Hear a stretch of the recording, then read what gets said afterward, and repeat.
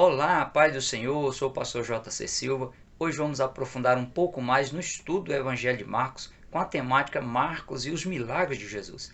Assista todo o vídeo e ao final deixe seu like, seus comentários, compartilhe os vídeos aí nas suas redes sociais. Se ainda não se inscreveu, se inscreva, acione o sininho para receber as notificações dos próximos vídeos. Suas interações é muito importante para ampliar o alcance dos vídeos aqui postados.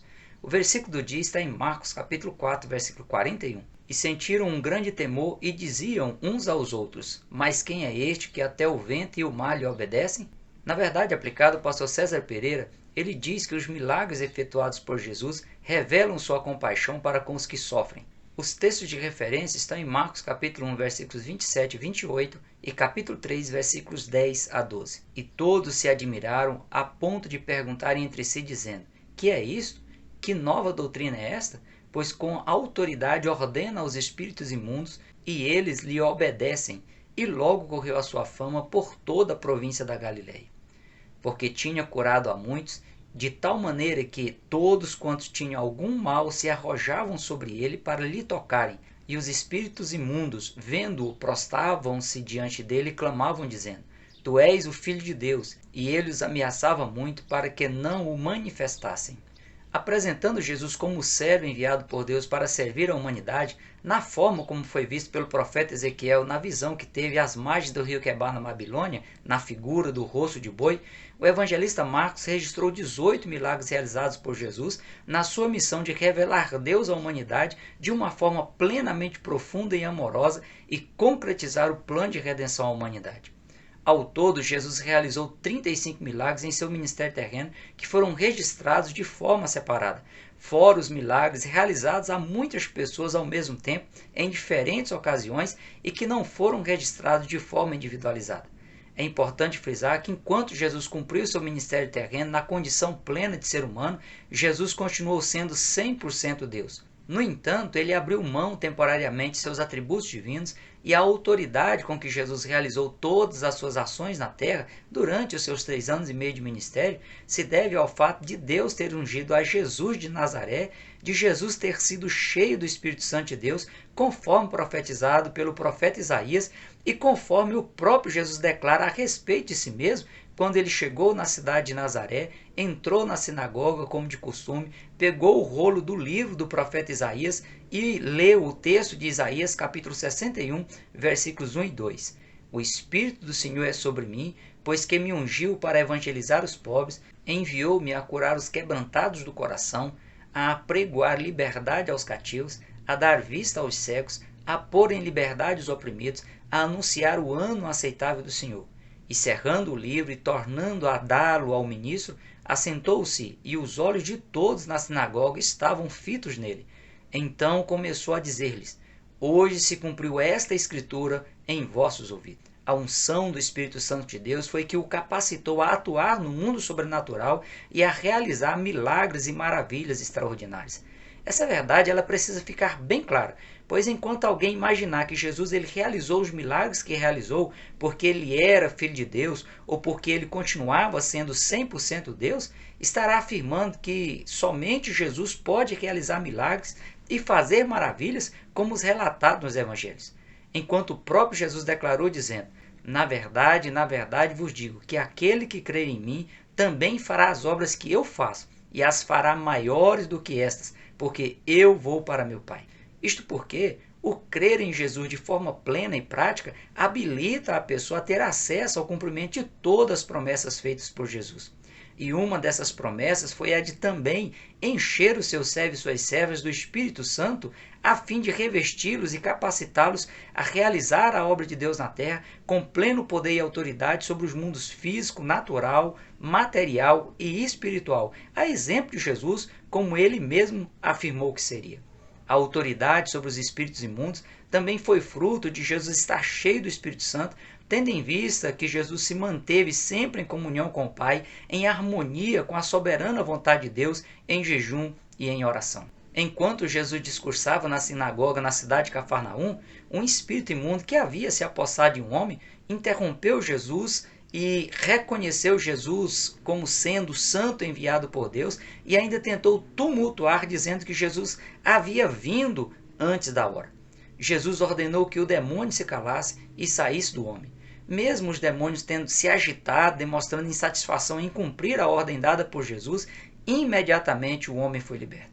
Fazendo uma ligação com um outro fato que aconteceu logo em seguida, momento em que Jesus curou diversos enfermos, libertou muitas pessoas possessas de espíritos malignos e que Jesus não permitia que os demônios falassem, percebe-se que os demônios tentavam a todo custo levar as pessoas a acreditarem que tudo que Jesus fazia era porque ele era um Deus encarnado e se utilizava de seus atributos divinos para realizar os milagres e para expulsar os demônios. Se os demônios se expressassem livremente, expondo que eles reconheciam a origem e a missão de Jesus, mas fizesse isso de uma forma distorcida e fora do contexto do fato de Jesus estar agindo como um ser humano comum cheio do Espírito Santo, isso também levaria as pessoas a acreditarem que Jesus estava disposto a substituir o ser humano em seu sacrifício vicário na cruz do Calvário somente porque ele era Deus. Já que, de acordo com o que os demônios queriam fazer as pessoas acreditarem, somente se Jesus se utilizar de seus atributos divinos em seu ministério terreno,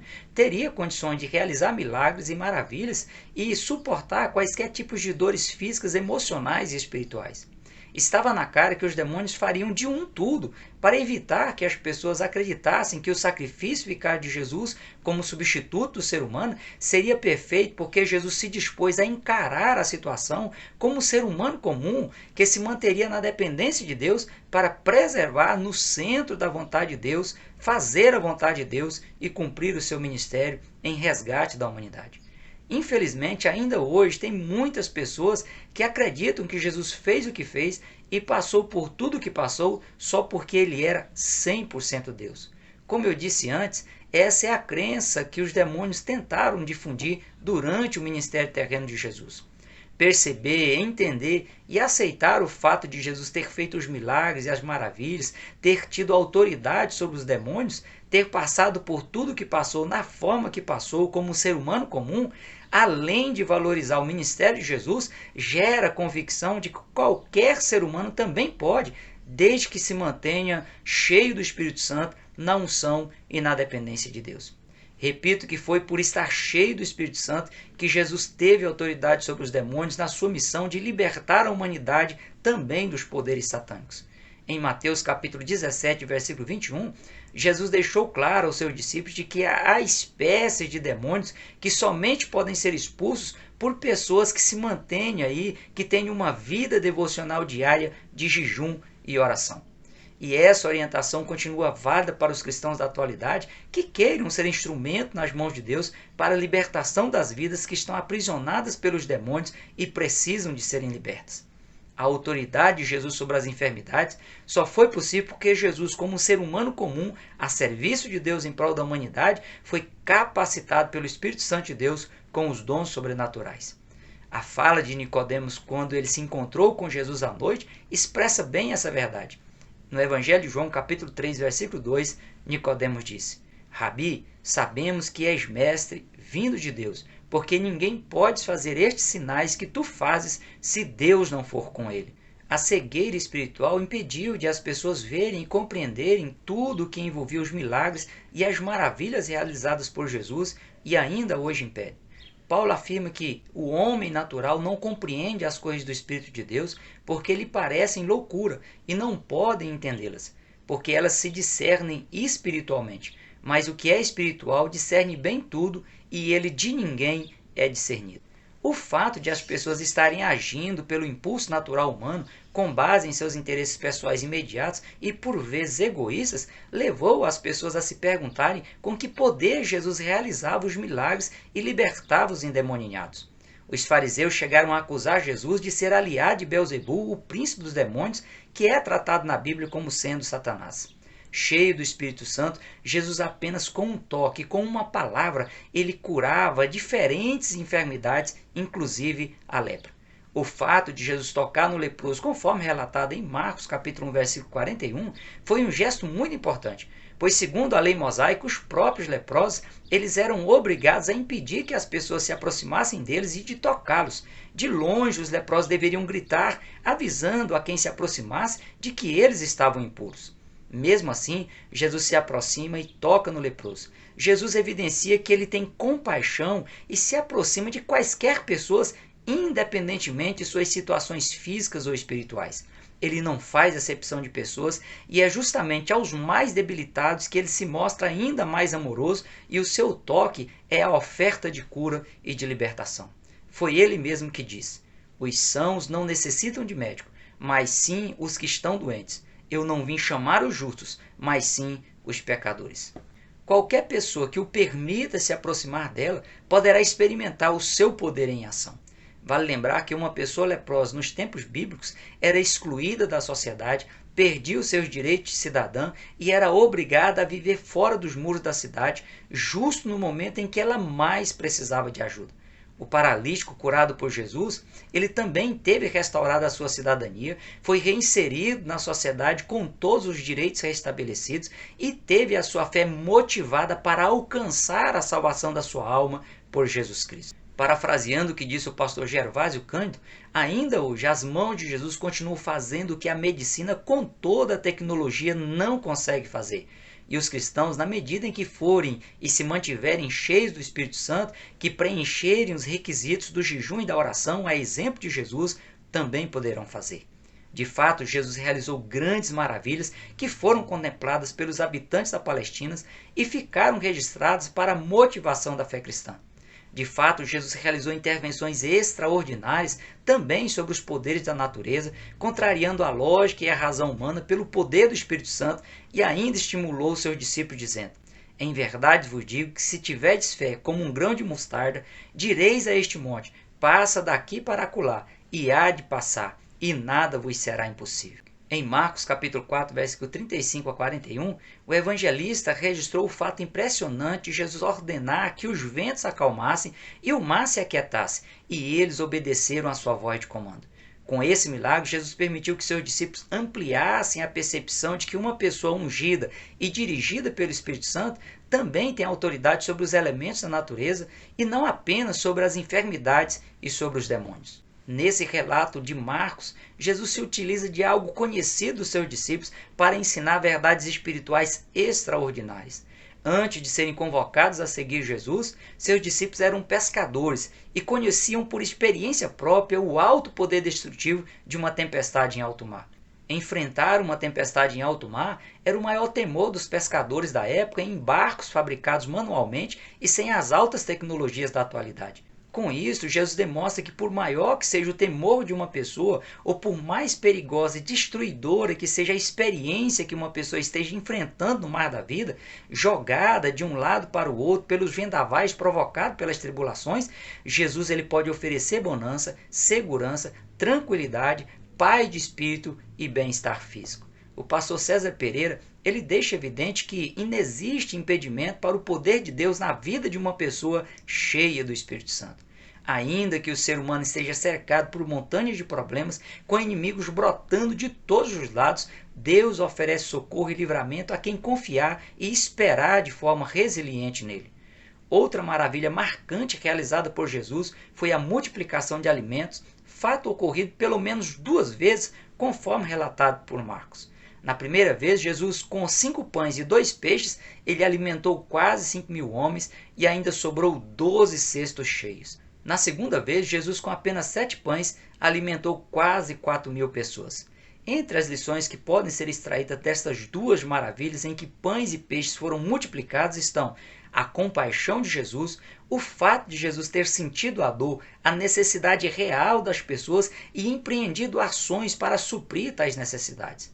O pastor César Pereira lembra que a compaixão é o mais nobre de todos os sentimentos humanos e que deve ser cultivada dentro dos padrões cristãos que estão na Bíblia Sagrada, padrões de igualdade e sustentabilidade.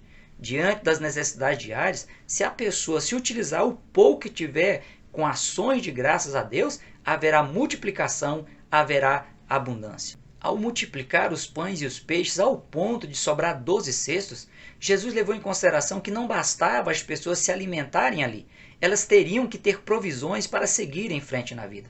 Cada um dos 12 apóstolos teria a responsabilidade de administrar os alimentos que estavam nos 12 cestos e distribuir para as pessoas com responsabilidade e temor a Deus. Tendo em vista que pão é um dos símbolos da palavra de Deus, pode-se afirmar que no caso dos 5 pães e 2 peixes, o garoto ele demonstrou a importância de se dedicar mais tempo à ministração da palavra de Deus pregada e menor espaço para cânticos no culto. O poder de Deus não tem limite e age de acordo com a necessidade. Haverá momentos nos quais Deus multiplicará as bênçãos de uma forma mais ampla, mais abrangente, em outros não. Como no primeiro evento sobraram 12 cestos cheios, no segundo evento Deus proveu apenas para aquele momento, deixando frustrado aqueles que imaginavam que Deus sempre deve agir da mesma maneira em todos os momentos e em todas as situações. É interessante observar que primeiro Jesus ministrou a palavra às pessoas que se reuniram para estar com ele, somente depois realizou a multiplicação para satisfazer a necessidade física deles. Infelizmente, o que mais se vê na atualidade são pessoas rejeitando parar para ouvir e entender a palavra de Deus, pois o que elas mais interessam são os milagres de Jesus representados pelo suprimento das necessidades pessoais imediatas do ser humano.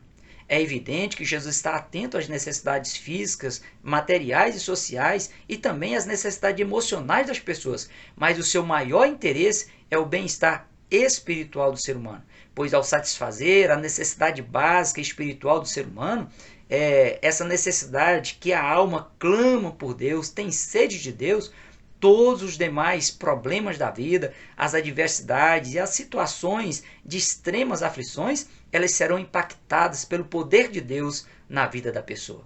O apóstolo Paulo observa que Jesus é poderoso para fazer muito mais abundante além daquilo que pedimos ou pensamos, segundo o poder que em nós opera. Assim como Jesus recebeu o poder e a autoridade de Deus por meio da unção do Espírito Santo para realizar seu ministério terreno, Jesus delegou poder e autoridade para os seus discípulos executarem missões específicas, como a que Jesus enviou 70 de seus discípulos de 2 em 2 para evangelizar as cidades e as aldeias de sua época, para curar os enfermos e anunciar a chegada do reino de Deus. No retorno dos discípulos da missão vitoriosa, Jesus, como autoridade espiritual instituída por Deus sobre eles naquela época, ele ampliou os poderes delegados aos seus discípulos, dizendo: Eis que vos dou poder para pisar serpentes e escorpiões, e toda a força do inimigo, e nada vos fará dano algum. E para evitar que houvesse soberba e vanglória alojada no coração dos discípulos pelos poderes delegados por Jesus a eles, Jesus os advertiu dizendo: Não vos alegreis porque vos sujeitam os espíritos, alegrai-vos antes por estar o vosso nome escrito nos céus.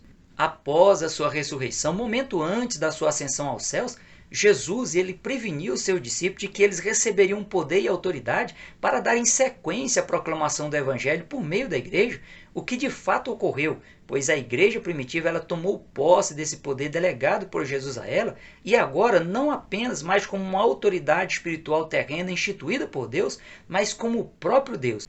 Agora o Cristo ressurreto voltou a se utilizar de todo o poder e autoridade composto por seus atributos divinos que temporariamente ele havia aberto mão. Como Jesus havia prometido de que quem cresce nele faria as obras que ele fez e ainda faria obras maiores, ele disse em Marcos capítulo 16, versículos 17 e 18: Estes sinais seguirão aos que crerem.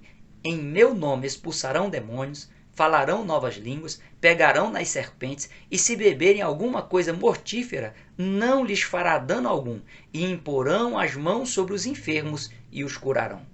No livro dos Atos dos Apóstolos, Lucas fez vários registros de como a igreja primitiva evidenciou muitos sinais, prodígios e maravilhas, tendo em vista o poder delegado por Jesus à igreja. Até mesmo a sombra de Pedro e os aventais utilizados por Paulo curavam as pessoas, tamanho era o poder e a autoridade de Deus na vida de Pedro e Paulo. O pastor César Pereira ressalta que o espantoso desenvolvimento apostólico, o progresso da obra missionária, a expansão da igreja sobre a face da terra, se deve ao fato de a igreja cristã ter se apropriado do poder delegado por Jesus à igreja.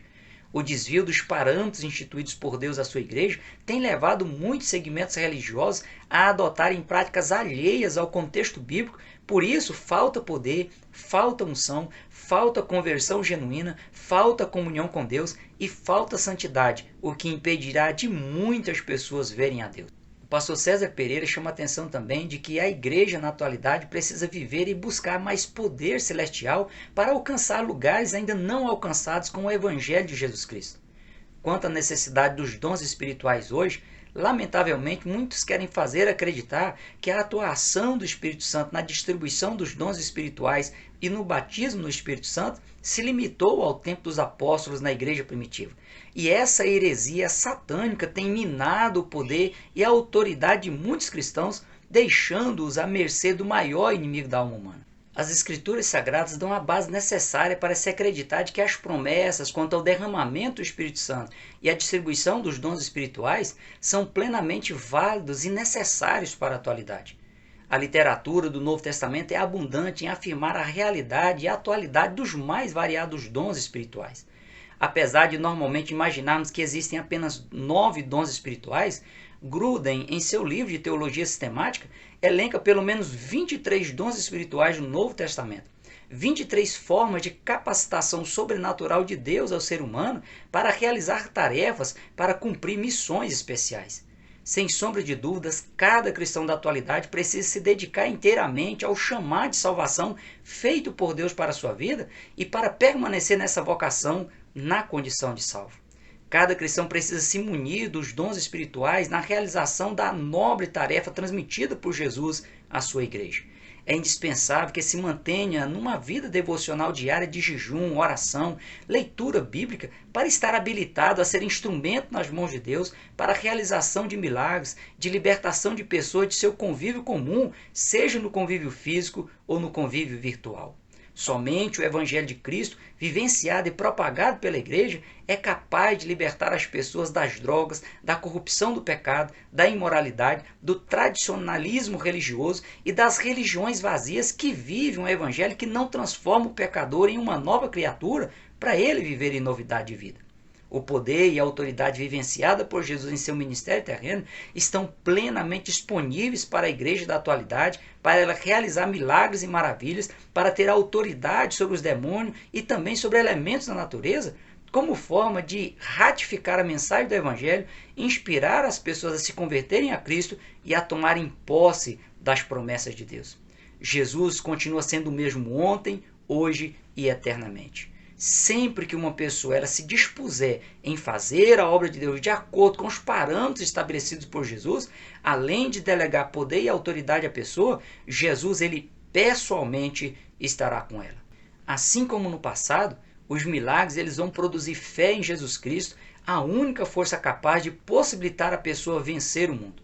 Fique atento. Existem muitas práticas religiosas antibíblicas que se utilizam de objetos ungidos, de visões, de revelações e de técnicas de manipulação para enganar as pessoas. Mergulhe nas páginas sagradas, busque conhecer as Escrituras, aprenda a responder com mansidão à razão da esperança que você tem em Cristo e a combater os desvios doutrinários.